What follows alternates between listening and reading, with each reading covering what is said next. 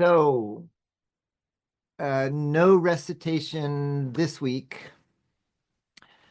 And this week we start a major sequence. Today I'm going to introduce embedded programming, how we program little microcontrollers. Then next week, or we're going to alternate. We'll 3D scan and print. Then I'm going to cover how you design electronics. Then we'll interleave machining. And then the week after that, you're going to produce electronics. So view this as the beginning of a few-week series. And this week is all about this.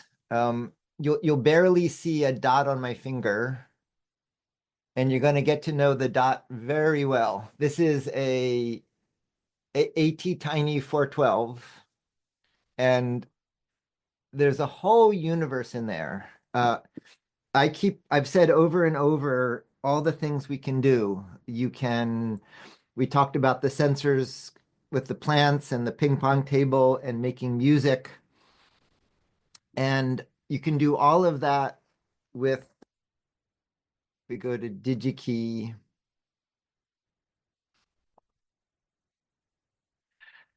I'm going to talk about many processors today, but just to get started, the one I was just holding on my fingertip is this one.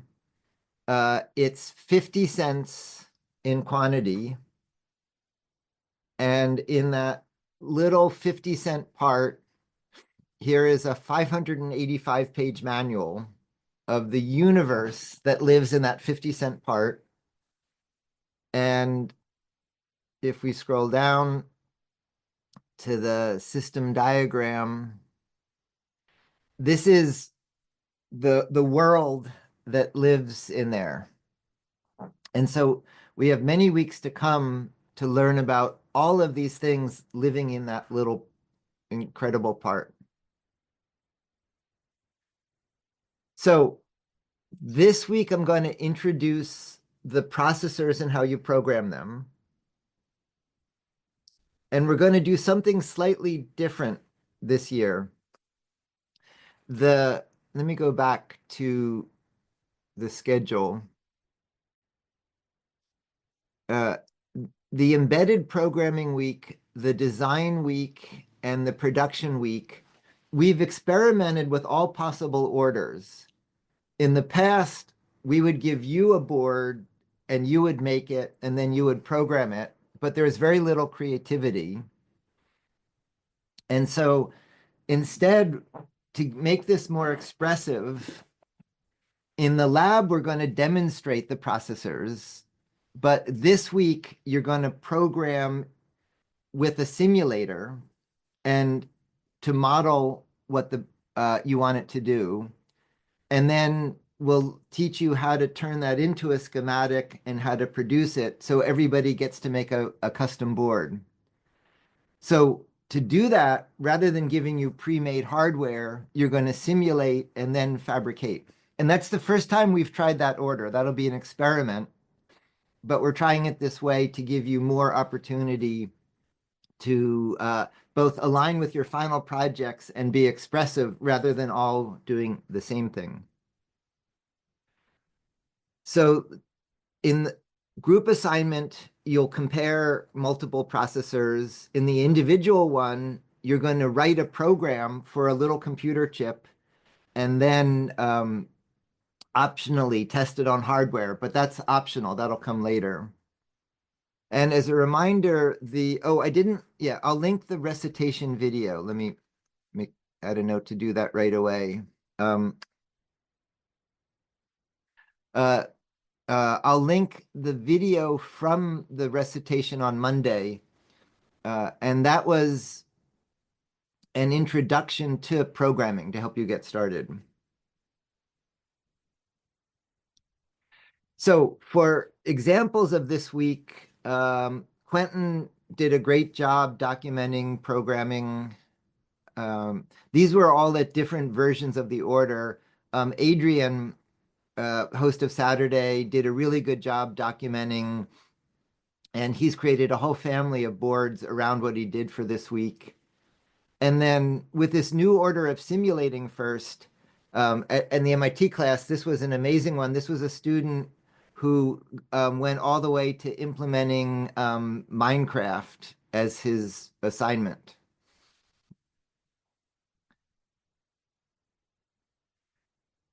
So there's a lot to cover and many weeks to come to start to get comfortable with it. So the first thing is let's see, and as we talk, let me open another data sheet.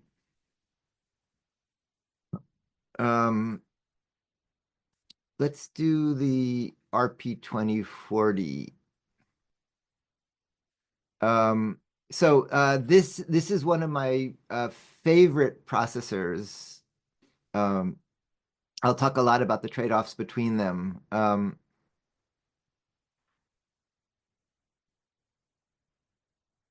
So in the chip are all of these modules. And so the first thing you have to pick is the architecture. So you'll hear about von Neumann versus Harvard architecture, that were two different versions of early computers. An amusing note is computer bugs. This is one of the first computer bugs. Literally, it didn't work because there was an insect trapped in the computer. And so this was one of the first computer bugs. In a von Neumann architecture, the program and memory and data are in the same place. In a Harvard, they're separate. And there's a lot of history why. We'll be using a Harvard architecture, which can be more efficient. RISC is reduced instruction set. So a small set of instructions that execute quickly versus complex instructions, we'll be using RISC. A microprocessor versus a microcontroller. A computer in front of you is a microprocessor, and for it to run, you need many things around it. You need memory and communication. A microcontroller has more to do less, in that in the microcontroller, everything you need is built right in. But it's not a full desktop computer, it's an embedded system. So we'll be using a Harvard architecture RISC instruction set on a microcontroller. Beyond what we'll be doing, there are you can progress to multi-cores. I'll talk a little bit about that. You can progress to programmable hardware. Instead of writing software, field programmable gate arrays actually are circuits that let you reconfigure the circuit for even more performance. For even more performance, you can compile directly to silicon and make chips. That's beyond the scope of the class. Okay, the next thing you need to know in the system is the memory. And so actually, let me go to show that. I'm going to go to the D11C data sheet.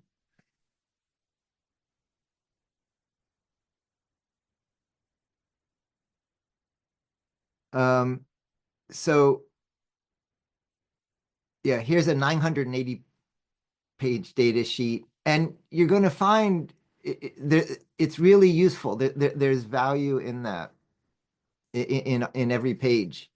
So in this picture, here's the brain, and then these are all peripherals. And so there's multiple types of memory. So registers are where the program runs, where it does an operation. Those are fast. Those are the fastest. Static RAM, you can access quickly, but it consumes more transistors, more space. Dynamic RAM is a little slower to access, but you can access more memory. EEPROM is where you can store data. These memories the data goes away if you turn off the power. This is memory that saves it when the power goes off. So you can use that to store, for example, configuration. That's easy to write. Flash also stores data without power, but it's harder to write.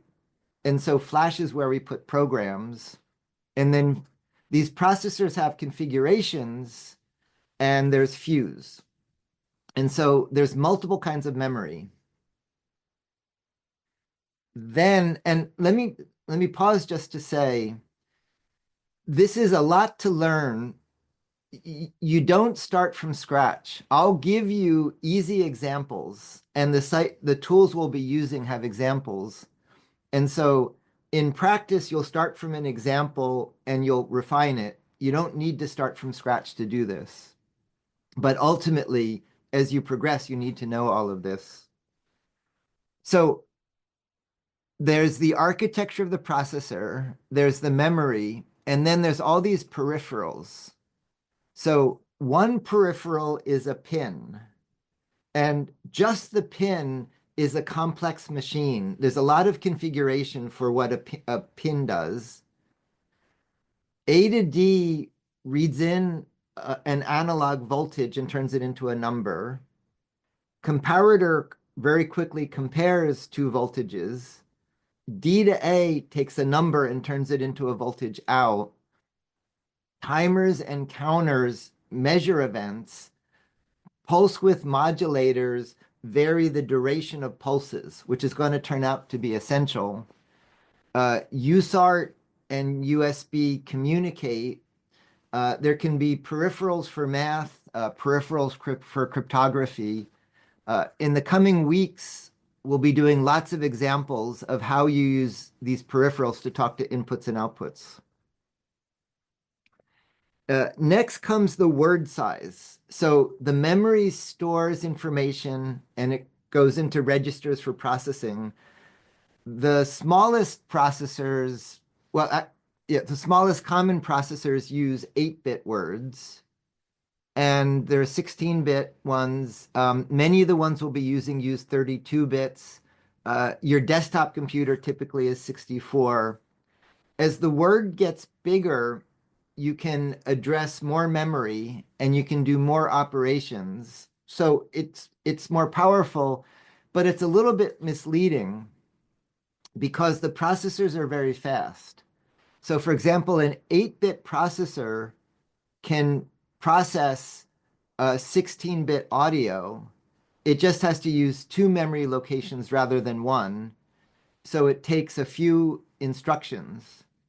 But the little 50-cent processor I showed you runs at 20 million instructions per second, and audio is a few thousand cycles per second. So the 8-bit processor can handle 64-bit data. It just takes a little bit more time. And so we'll typically be using little 8-bit processors and more powerful 32-bit processors. Okay. So next you need to pick the family, and I've got a few things linked here.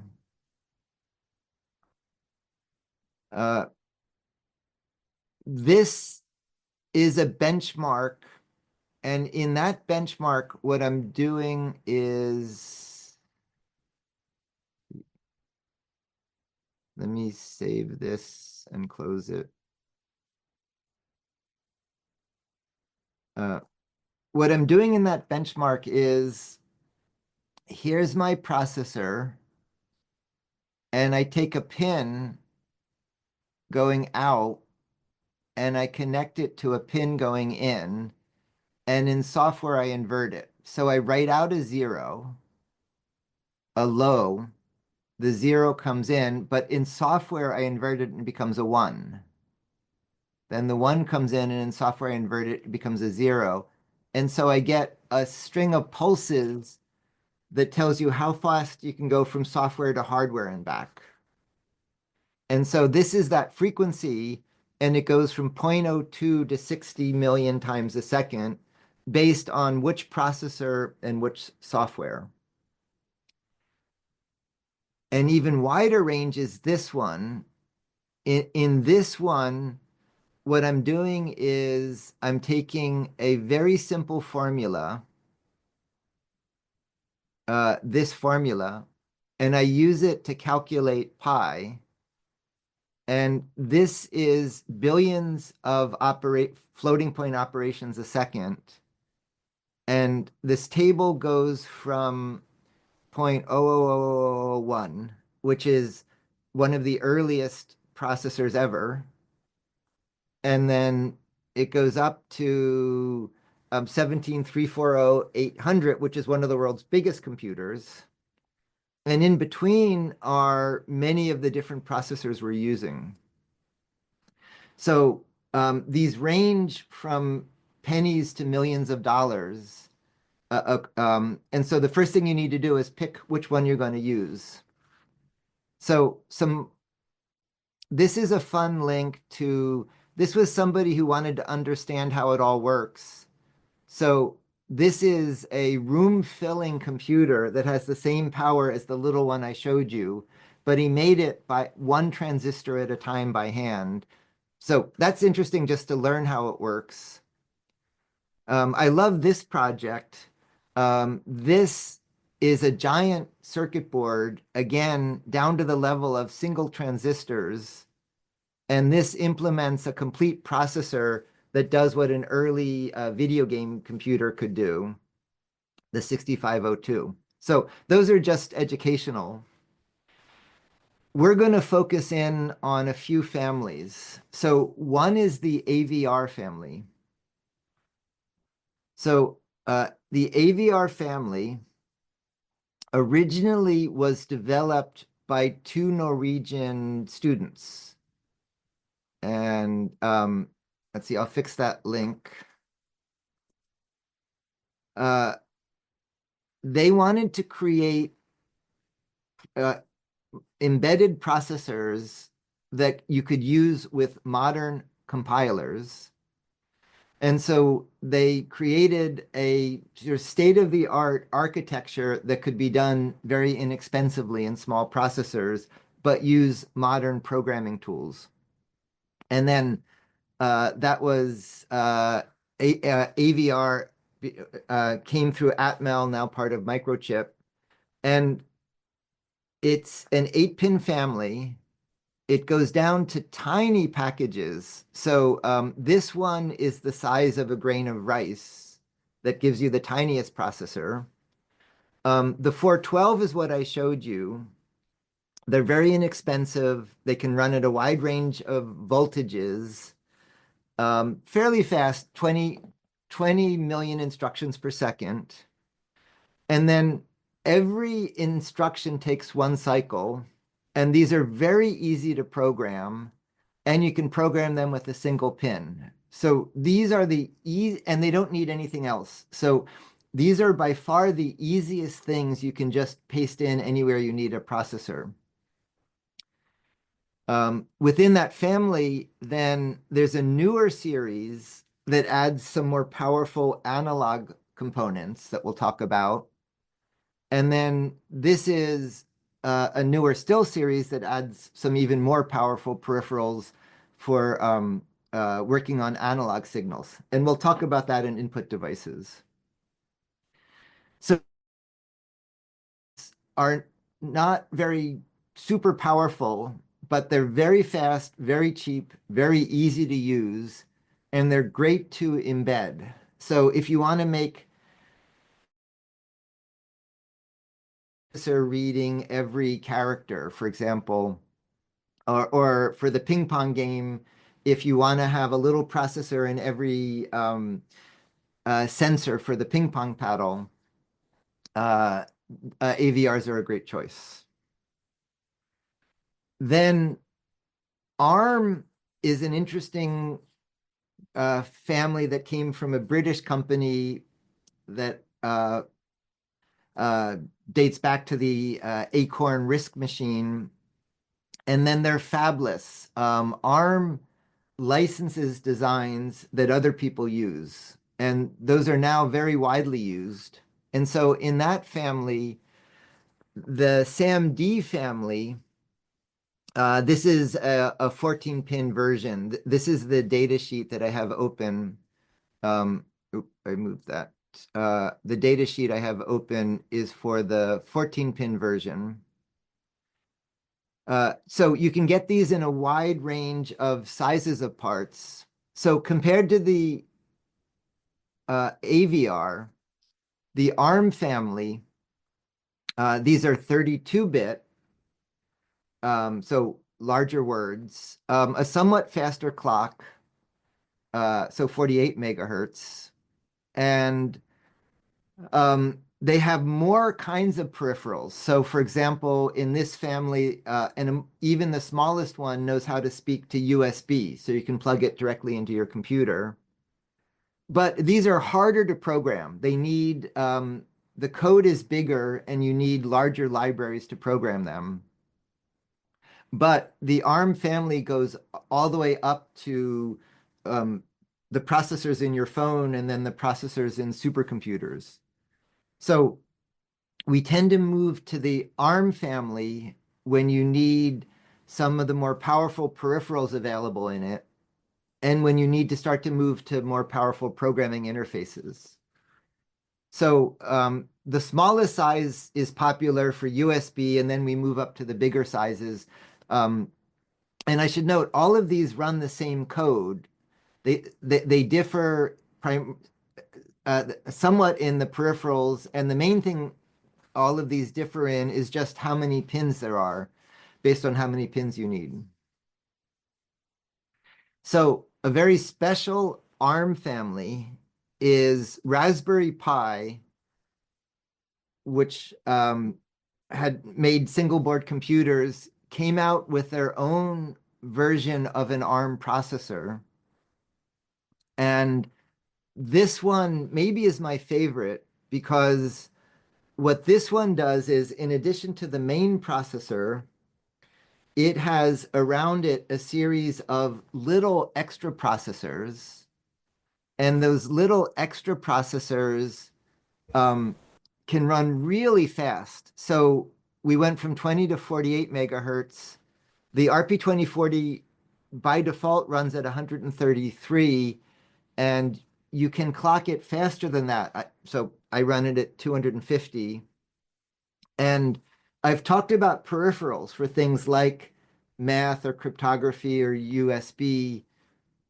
In this family, it has a series of extra processors where you can essentially design your own peripheral by writing code for it. These are called PIOs. And so I'm going to show you many examples of using the PIOs to make custom peripherals. Then the, no, Jacob, it's not pins. So within any one family, so the D11, here, let's do that example. These are all a single ARM family, but this is the D11. This is the D11D. This is the D21. This is the D51. So within any one family, you can vary the number of pins. But now we're comparing the features. So the AVRs are 8 bits, easy to program, easy to load code, easy to design. The ARMs are more powerful, but more work goes into designing with them. Then MIPS is a family that was used by Espressif to make the ESP 8266 and ESP32. And what's notable about that is those included radios for Bluetooth and Wi-Fi that we'll get to in networking. Then ARM charges a lot of money to license their design. RISC-V is a emerging open source standard where you can design a chip with RISC-V without paying for it. And so the newest parts from Espressif that has Wi-Fi and Bluetooth radios are RISC-V. And then finally, all of these are multi-core. have many cores for more powerful processing for things like AI. So we use all of these. No one of these is best. We tend to use AVR for embedded, ARM for more powerful, SAMD are kind of in between. These parts from Espressif if we need radios, and if we need the most powerful embedded processing, I like to use the Raspberry Pis. So, you know, it's like asking what car is best or what bicycle is best. There's all different purposes based on how far you're going and how fast you need to go. And so all these options are all available in your lab. Patrick is asking about RISC-V. One of my students was involved in the development. I don't know about what came before, whether there was 1, 2, 3, 4. It's a good question. I don't know. Um, okay, so you'll need to pick the processor, and I'll be giving you lots of examples to help guide you. You'll need to buy the part, and that's more complex than it sounds. So this is a search engine for parts. So if we want the tiny 44A, this is a surface mount package. This is a much smaller package that's harder to solder, but takes up smaller space. This is smaller still. And this is an old-fashioned one that goes through holes. And then if we look at these, this shows you how many are at each vendor. And you see it like here it right now ranges from 0 to 23,000. Who has them and how many they have always is changing. It's like buying vegetables at the market. And often you discover a part, design around it, and then suddenly it goes out of stock and you can't find it. And you have to design around another part, and then the one you had comes back again.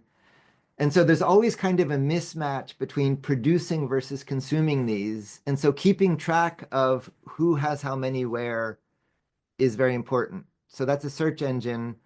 DigiKey, Mouser, Newark, Farnell are all vendors that sell them. And so you'll be seeing lots of links from me to, I tend to use DigiKey to buy them. And then finally, SparkFun and Adafruit aren't where you buy the basic processors, but they sell lots of development boards around them that I'll be linking. So you need to pick your processor. You need to find a place to buy it. Then you need to pick the package. And so we'll generally be using, so Jacob, so in Octopart, if we go back to, let's say I wanted to divide, I want to make something with the tiny 44A. If I want to buy it, so like this part, DigiKey currently has 800 and it'll go through quickly. You know, Newark, I'm looking at the stock number. Newark has more. If I want to buy this much smaller version of the package, this vendor is completely out of them. This vendor has lots of them. And so I'm looking at which vendor has how many of the parts. So we don't use dip anymore. Uh, there are only rare exceptions because those take up much more space and go through the board. These are easy to solder surface mount. That's mainly what we're using. These are smaller, harder to solder surface mount, but we'll use those when you need to fit in tiny spaces. And then these are the smallest sizes. So this shows with the process we'll be using, making what's called a ball grid array. These are for the densest parts. As a beginner, you won't use that, but those are you can graduate to those when you need denser parts. So you pick a processor family and a package, and now we need to program it. So this is what I was noting, that a little bit later in today's class down here, I'm going to show you lots of examples. And when we get to input and output devices and networking, lots of examples. Uh, you don't start from scratch. I don't start from scratch. I don't start with a bare editor and start writing code. I always start from something that talks to the processor I'm using and modifies it. So how do we make it do anything? Um, so here, let me ground this with an example. So in output devices on the RP2040, I will show synthesizing audio. Um,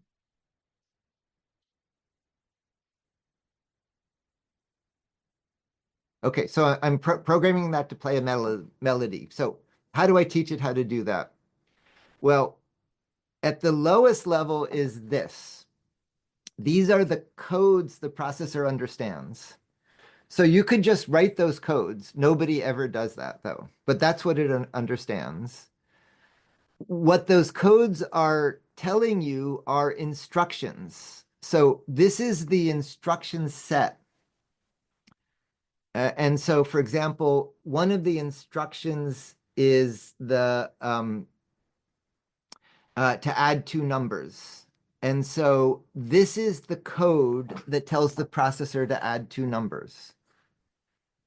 And so the lowest level thing you can do is to write those codes. And so what's called assembly language is where it gives you a little bit of formatting, but each instruction is one of the codes. And so it used to be in this class, we would write assembly language. We would write that low level. We don't do that anymore, almost never. So you can mix assembly and a higher level language, but there isn't much need for it anymore because the compilers have gotten much better. So that's the low level the processor understands.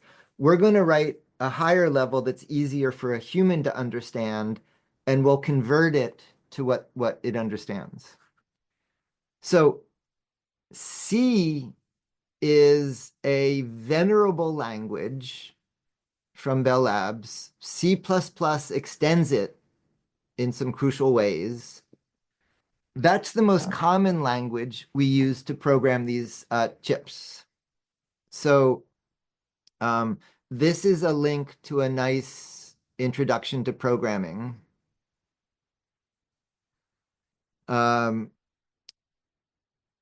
Then a compiler takes a C program and turns it into what the processor understands. So GCC is a compiler. And so if we come down to, let's see,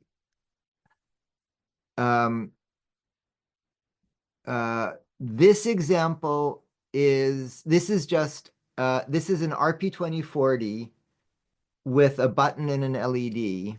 And in a little bit, I'm going to show you examples of blinking the LED and sending messages with the button. In a little bit, we're going to come back to that. And in one version, I'm going to show you using C code. And in another version, I'm going to show you doing it with Python code. So if we come up here, GCC converts C to what the processor understands. I'll talk about Rust in a minute. So AVRs, ARM, Microchip, Espressif all know how to use C. C is widely supported, and it's fast, it's efficient. Generally, it's the fastest language that the compiler knows how to turn each C instruction into typically, well, it depends on the instructions, but typically things that can run very quickly in one cycle. So C lets you write very fast code. It's very widely supported. In a little bit, I'll talk about how you do it. Rust is a newer language. Many of the attacks on computers, so viruses and websites and stealing credit cards, come from problems in C.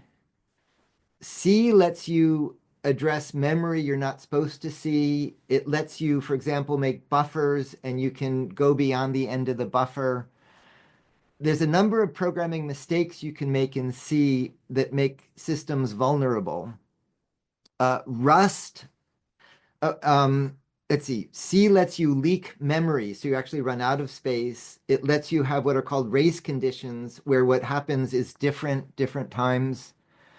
Rust is a newer language that prevents all of that.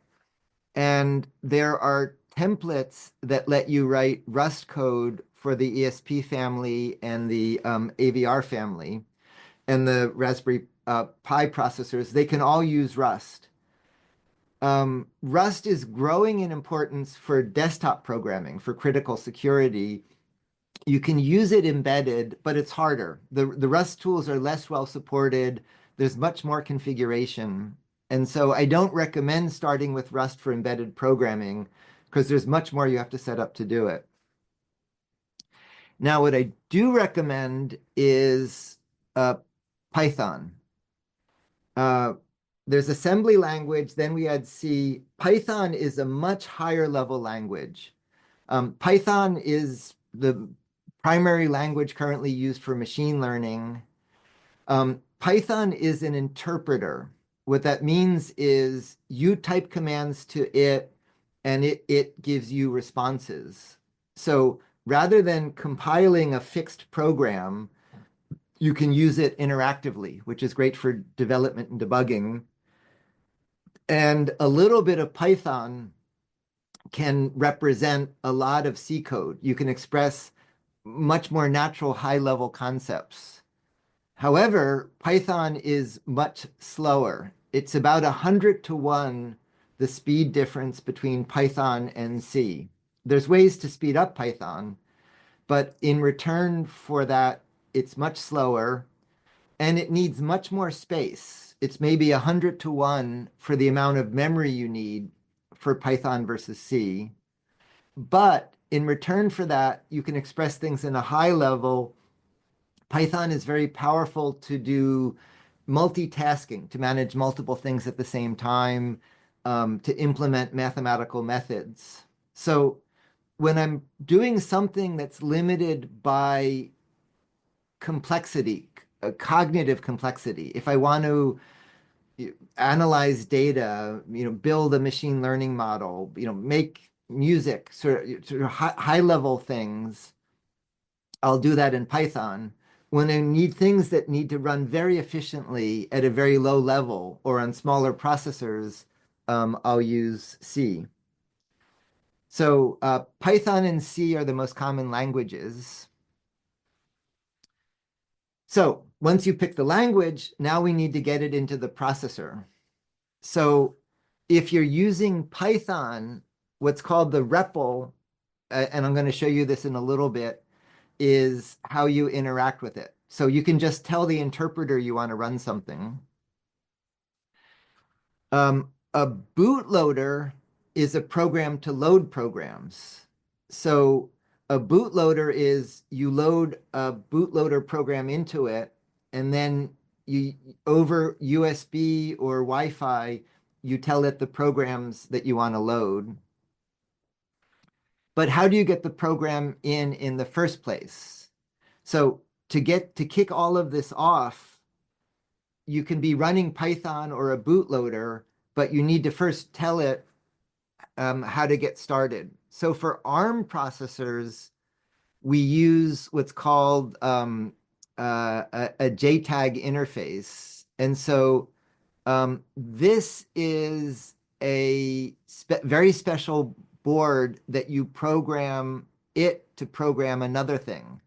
So this is a programmer. And so you load a program into the programmer to teach it to load programs. And then, So I just went from here to load a program, and now I'm going to use this to program that board. So on ARM processor, this is an ARM program loader. On the AVR processors, uh, they use what's called a one-pin programming interface. And so you over a communication interface, you load the program into them with what's called UPDI. And so these are the hardware programmers you use to load the programs in. And in your lab, it'll go through how to use them. So those are the tools to get the program in. Next, we need to write the program. And so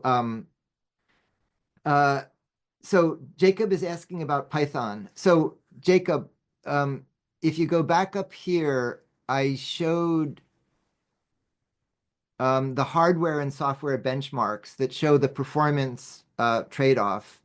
I use Python when I want to do high-level programming. I use C for low-level programming. And a very special boundary case is, right now, my favorite programming is you can use Python with the RP2040 to program the peripheral processors in assembly language that mixes the very highest and the very lowest. And I'm going to show you examples of that shortly. So you picked a language, you picked a processor. Now we need to develop it. So Microchip has a studio that's their development tool. You can use that. Eclipse is a general purpose development tool for many environments. VS Code is a really nice editor specifically for coding that knows how to talk to all of these processors. Thani is an easy to use development environment for Python. I'll show. Platform IO is a general purpose environment aimed to work at many families. And now we get to Arduino. Arduino is a subject of vast confusion. The word Arduino is a word. It sounds like a thing, but it's actually 6 things. And you can separate those 6 things, and they're often confused. So Arduino is boards you can buy, but I'm going to show you how you don't need an Arduino board. You can take that 50-cent processor and program it with the Arduino environment. So one of the core skills in the Fab Academy is not using an Arduino, but making an Arduino. Arduino is a way to install the toolchain. So Arduino is actually using the C++ language. To use that, you need to install the tools to compile and load it. Under the hood, Arduino brings in the toolchain. And so I don't use Arduino's boards. I like to use it because it's the easiest way to install the toolchain. Arduino is a collection of libraries. Some of their libraries are very convenient. Some of the Arduino libraries are very inefficient. And some of them actually are bad. They actually make mistakes. So the libraries range from very good to very bad. Arduino is a development environment. It's a pretty basic one, although it's improving, but there are other development environments. Arduino is a particular family of bootloaders, although many of the processors now use other bootloaders. And Arduino is a standard for headers to plug in boards, but we'll also use many other interfaces. So when you say Arduino, it can be referring to all of these, but in this class, what you'll learn is how to make your own Arduino compatible boards, how to use its toolchain and libraries. You'll learn what's going on under the hood and how to progress beyond it. So this is a good link that explains when you're writing Arduino code, it's C code with libraries, and this explains how it's compiled. Originally, there were standard Arduino boards. These are compatible with them, but we don't need them anymore. This you do need. A core is how you tell our so the question is, what's the difference between an IDE and the text editor? A text editor just prepares text. The IDEs do much more. The IDEs let you look up documentation, write code, load the code, and debug the code. All are parts of functions in the environment. So cores are how you tell Arduino to talk to your processor. So the tiny AVR core is what we use to talk to the newer AVR processors, for example. And Arduino Pico is how we tell Arduino to talk to the RP2040s. And so these are really very valuable. These bring in all the development tools you need to go from the Arduino IDE to each of these processors. Just in this example, yeah, this is linking back here. If you go through, this will show you, like, let's see, if we just flip a pin using Arduino digital write on the 412, it's 0.3. If we do it megahertz, if we do it in just C, it goes from 0.3 to 1, so it's 3 times faster. And if we do it using the port command, it goes 2 times faster again. All of that is the overhead of the Arduino libraries. So I will show a number of different examples of Arduino code, but just approach to separate all these different functions. In some cases, you might want a different IDE. In some cases, you might want different libraries. And in some cases, just different libraries entirely. So next, these are a series of development boards. There are commercial ones, but below I have linked to ones you can make in the lab. What these development boards all do is they start with the processor, and then they add, they break out the peripherals.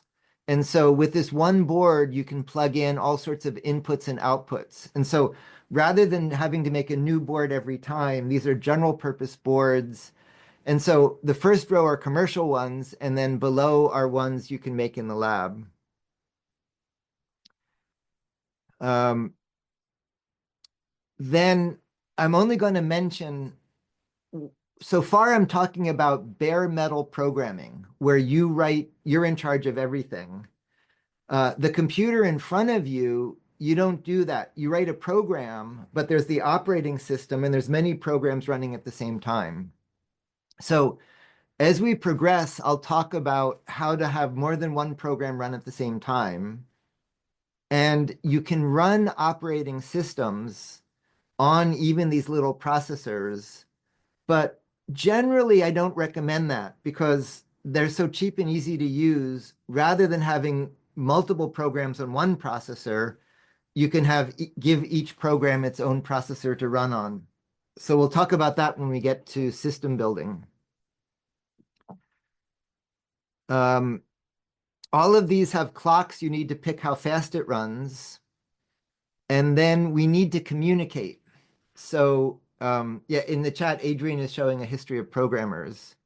So an ancient standard is RS-232, where high and low levels encode. This is hello world encoded in that. All of these processors know how to do that. And that's the most basic way we communicate between the processor and your computer. And so to do that, you need a terminal. So Arduino has a serial monitor to communicate. And then these are in Python, in Node, in a web browser. These all let you plug your computer, your microcontroller into a computer and communicate with it. And then some of these processors know how to communicate over USB. So now let's do examples. So I'm going to jump to we're going to end this class. I'm going to talk about simulators. And for this week, we're going to start you simulating, not building hardware. And then we're going to grow into the hardware. But in this example, let me jump back to, we love shalls. Shalls came from our friends at Seed. And what a shell does is in here is the powerful RP2040 processor. And then it puts around it a USB interface. It breaks out the pins in an easy to use package. And it has some buttons you need for programming. So generally, you can design around the RP2040, but it's much easier to design around the shell. So this is a board. Here's the shell. Here's a push button and an LED. So there's the push button and the LED. In a few weeks, you'll be making these. And so what I have linked here is this is an Arduino program, which is a C program with Arduino libraries. And what I'm going to do is I'm going to wait for communication. And when I get communication, I'm going to answer and I'm going to blink.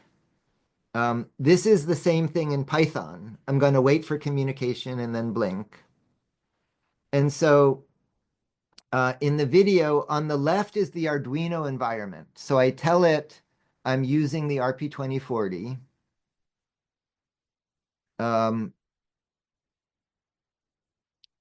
You have to tell it what board you're using and what libraries you're using. Here, for this example, I'm using, actually, yeah, that's going to the, sorry, let me do this one, which is even simpler, just the separate LED. So in the Arduino environment, again, I tell it what processor I'm using, where I'm connected, and then I load my program.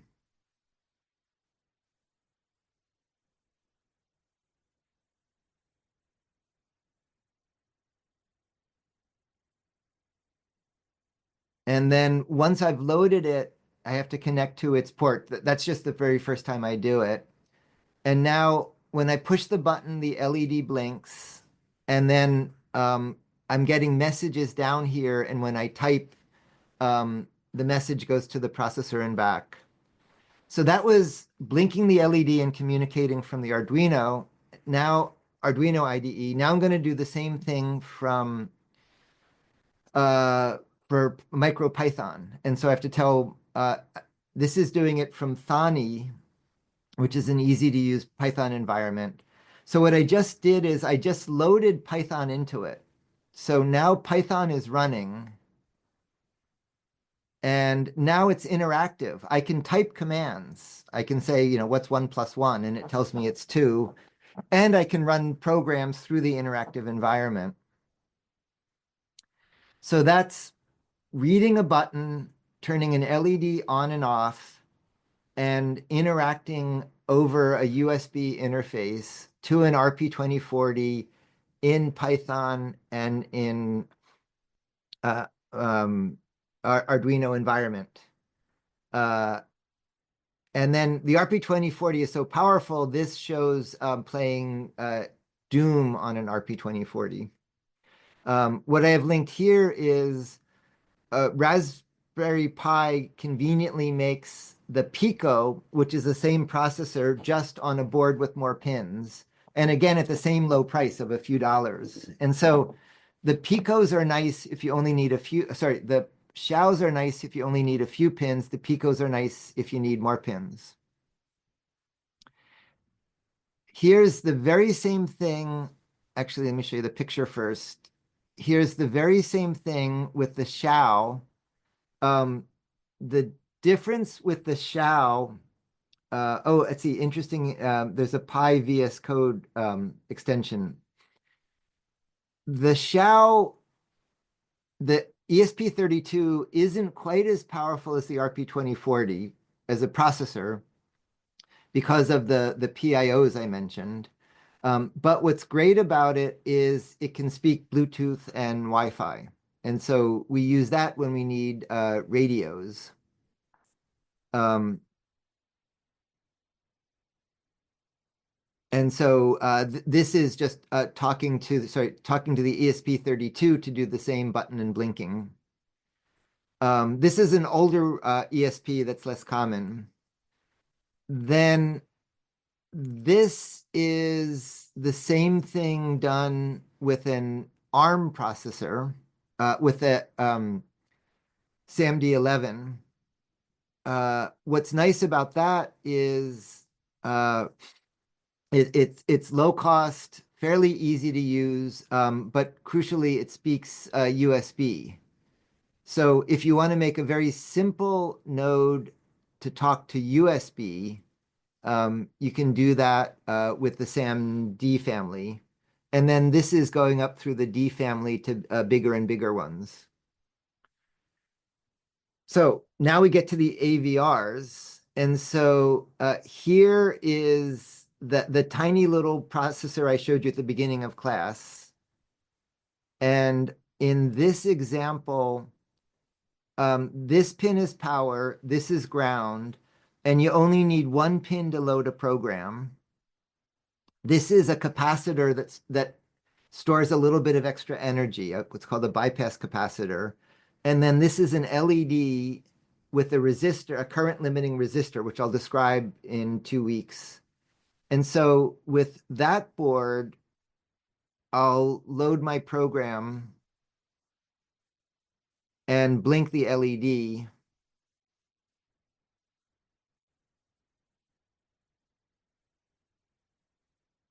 So I'm blinking the LED. And unlike the shells, this is all you need to make this work. You just need to paste in this tiny processor, and you have all the resources in it. So that's the tiny 412. The 1624 adds a few more pins, but it adds a number of improved interfaces. So Jacob is asking about the USB. Jacob, the USB has the hardware. Let's see, I can show you right here. One of these modules here, this is the USB hardware. And then when you load the code, you need a library for the USB protocol. So in that SAMD11 example I showed you, um, let's see,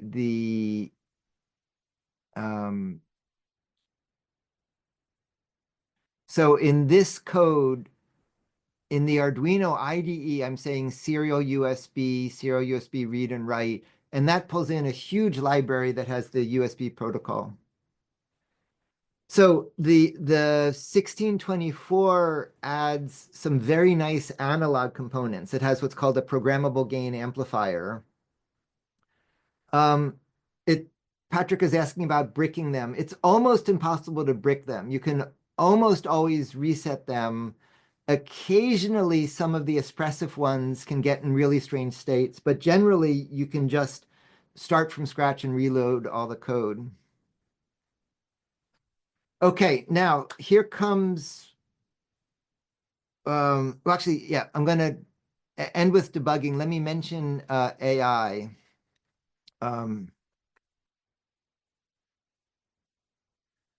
So TensorFlow Lite, TinyML, ESPDL, Edge Impulse, all of these target machine learning in these embedded devices. There's an asymmetry. Some of them do the training in the embedded devices. Most of these you train in the cloud, but you load the train model into it. But these let you do machine learning to like recognize sound or recognize gesture or images, for example. In 2 weeks, we're going to have a recitation all about that. Then the other note is ChatGPT, Copilot, DeepSeek, all let you write code.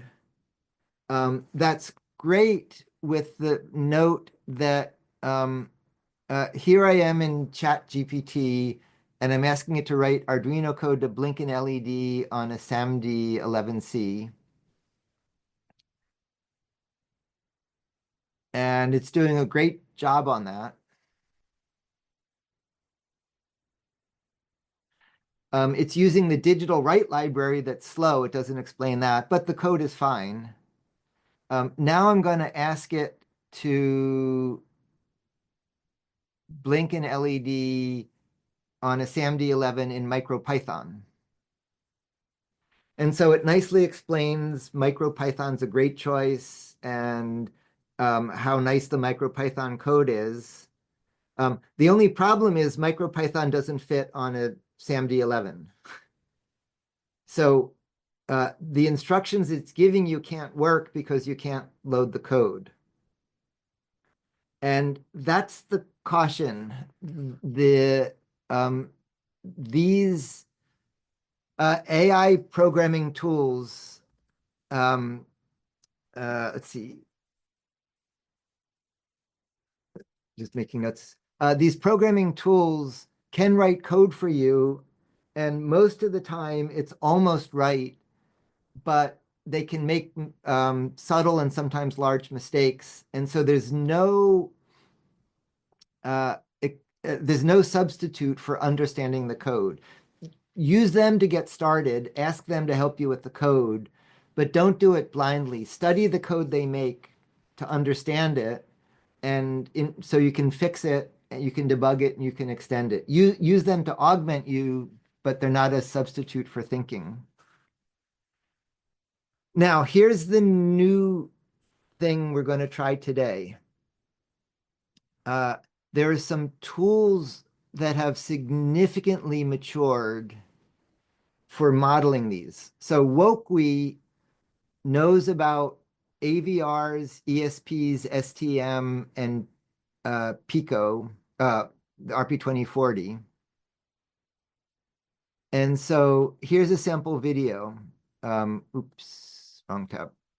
So so in this video, I'll start again.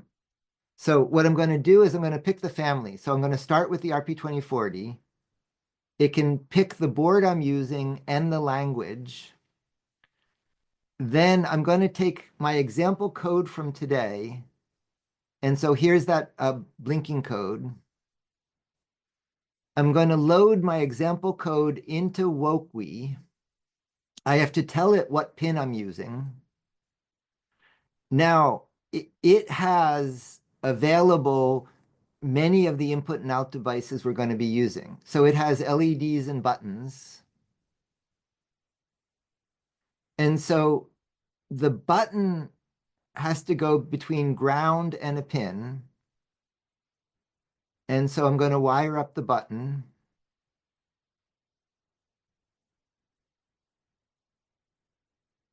Then I'm going to add an LED.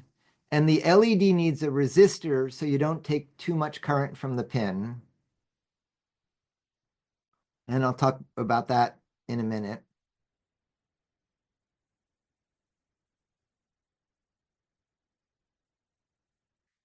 So I need to go from a pin to the LED to ground.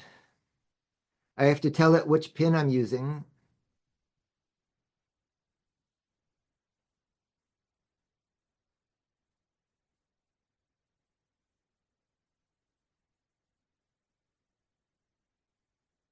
And so now I'm going to run the simulation, and this will do just what I showed you in the video. So I can click the button and it blinks, and down here, it's sending me the messages over USB, and I can type in the terminal, and it answers me and it blinks the LED. So if we open it, this lets you pick any of the processor families I describe. It lets you pick starters for many of the boards we use. And so you can pick AVR or C. And then once you're designing with it, you can add um, uh, displays, motor controllers, encoders, speakers. not all, but many of the devices will be using, and run the code. Now, the one limitation with that is if you have an LED without a resistor, that's terrible. You'll overload the processor trying to take too much current. If you put a 5-volt voltage into a 3-volt processor, you'll kill the processor. This is a digital simulation, and it doesn't catch that. It interprets your code, but it doesn't actually model the circuit. So AVR8JS is what's called a mixed signal simulator. So it's simulating the code, but it's actually simulating solving the equations to simulate the circuit. So in this example, I'm going to start modifying, and then this doesn't know about MicroPython. This is specifically Arduino to AVR. But what I'm setting up here is what's called a step response, which is going to be very important for sensing. So I've got a pin. I'm going to add a probe to read out the values. So I'm going to add that there. I'm going to add a scope display as if I've connected test equipment. And now I'm going to modify the code. And I'm going to toggle the pin on and off with a time delay.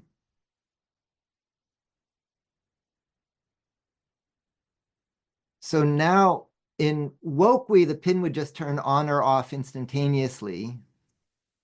Here I'm modeling resistance and capacitance.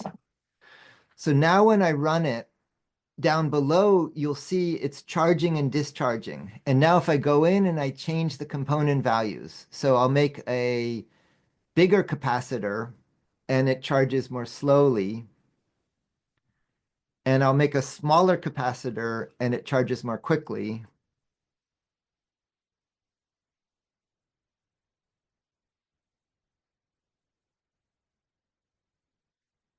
And so this is doing something quite advanced, which is mixed signal simulation. So it's letting you simulate both the code and the digital code and the analog circuit. And so this is what we want to use this week. In past years, we've experimented with breadboards, but when we get to PCB making, I'll explain the problem with, there are many issues with breadboards. You need a separate set of components that are through-hole for the breadboard, but we don't use those in PCBs. The breadboards are unreliable. The wires can come out. There's no documentation. Charlotte is noting, and I'll mention, there's also another simulator is Tinker Circuit. I misspelled it.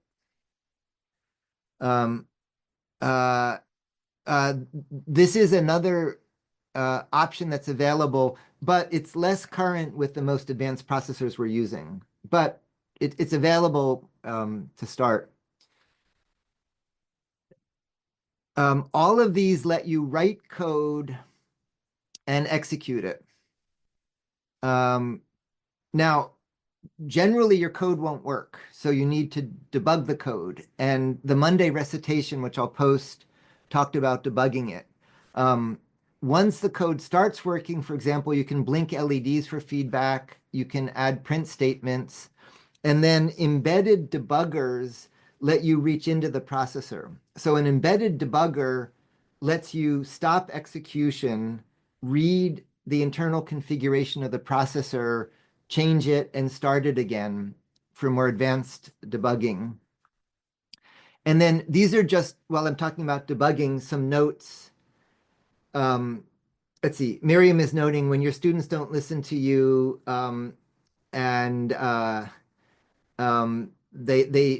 so if you have a good power supply and you don't have a current limiting resistor to an LED, it'll blow up and launch across your lab. These are some general debugging notes. So when you make your circuit and it doesn't work, you don't know if it's a hardware or software problem. And so some greatest hits that we'll talk more about are inspecting joints, checking component orientation. We'll talk more about this when we get to actually producing hardware. So this was a huge tour. There's 1,000-page data sheets. You're not going to learn it all today. Step back to there's a few different families we like. The AVRs, the ARMs, within the ARMs, the SAMDs, ESPs, RP2040s. In your lab, as a group, you'll go in and you'll see different target boards with different tool chains about how to load the code for them. Individually, the first thing I want you to do is browse the data sheet. Flip through all 1,000 pages. You don't need to read every word on every page, but this is full of great information about all these things that you'll eventually need to know. So you can't do this just from software. You need to understand the hardware. So read through the data sheet. Then looking ahead to your final project. So again, if we go back to WOKWE, to get you started, once you pick the processor and the language, it doesn't have all of the peripherals, but devices, but it has many of the devices we'll be using. So again, if you scroll through, it knows about motors and sensors and displays. And also one of the fun things it includes is it includes all sorts of cool examples. So if we come back here, it has lots and lots of fun examples of code and configurations using them. So what I want you to do is write a program, simulate it, and I want it to interact. So I want it to have some sort of input or output. And we're going to be doing a lot of time on that. We have one whole class just on inputs, one just on outputs. But there are a lot of starting examples you can start with that show how to interact. And communication is just what I showed you. I want it sending messages to and back. And so the idea is this week is an experiment to have an easy start where instead of pushing wires into a breadboard, you start in these simulation environments, but you're writing code. You can start from my code examples. And if you look ahead for input and output devices, these are all full of code examples for all the input and output devices. So get a program running. Extra credit is if you get far enough, you can try running it on a development board. Another extra credit is don't use just one language or board, but try multiple options. And then definitely in your lab as a group, get in and look at the different target boards and how you get code in them. And so at the end of this week, you should have settled with a processor you like and a development workflow you like and have code running in them. And then in 2 weeks, you're going to be designing circuit boards based on what you modeled this week. And then in 2 more weeks, you'll be making the circuit boards you designed. So look ahead to what you'll need for your projects to figure out what you want to simulate this week. Okay. No recitation, but I'll post the recitation for the programming introduction that'll help you get started. And for any possible question about just about anything, the global open time is available on Saturday. And let me close with catch up on your websites, document as you go. There's never going to be time to go back because we're going to be always racing after new things. So please do your best to keep up with each week's documentation. Okay, so lots to learn. It'll take somewhere between weeks and years to really master embedded programmers. Yeah, Jacob, for audio, I have a bunch of links and output devices for audio. And that's a good example of a great question for Saturday Open Time. They can help you get further into the audio. Okay, so welcome to the world of embedded programming. Lots to learn, but very liberating. And I'll see you next Wednesday. Bye-bye. Bye. Adiós, hasta luego. Bye-bye. Que pasen bien. Bye. Bye, guys. Bye. Ubad din, ubad din,